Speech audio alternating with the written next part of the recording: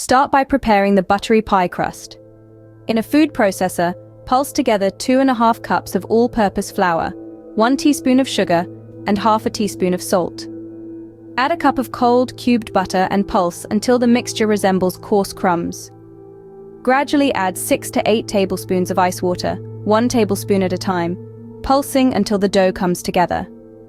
Divide the dough into 2 discs, wrap them in plastic wrap, and refrigerate for at least 1 hour. While the dough is chilling, preheat the oven to 375 degrees Fahrenheit.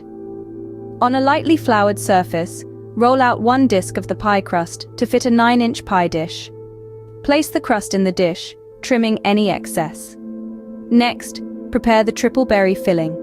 In a large bowl, gently toss together 2 cups of fresh strawberries, 1 cup of fresh blueberries, 1 cup of fresh raspberries, 1 cup of granulated sugar, a 1/4 cup of cornstarch, a tablespoon of lemon juice, and the zest of 1 lemon until well combined.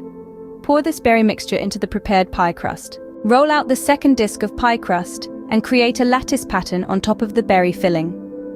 Place the pie in the preheated oven and bake for 45 to 50 minutes, or until the crust is golden brown and the filling is bubbly. While the pie is baking, make the vanilla whipped cream. In a chilled bowl, whip 1 cup of heavy cream, 2 tablespoons of powdered sugar, and a teaspoon of vanilla extract until stiff peaks form. Once baked, allow the pie to cool for at least 2 hours before serving. Serve slices with a generous dollop of vanilla whipped cream. This triple berry pie with buttery crust and vanilla whipped cream is a true delight for pie lovers. The combination of fresh berries, buttery crust, and creamy vanilla whipped cream creates a flavor extravaganza that's perfect for any special occasion or just to satisfy your sweet cravings.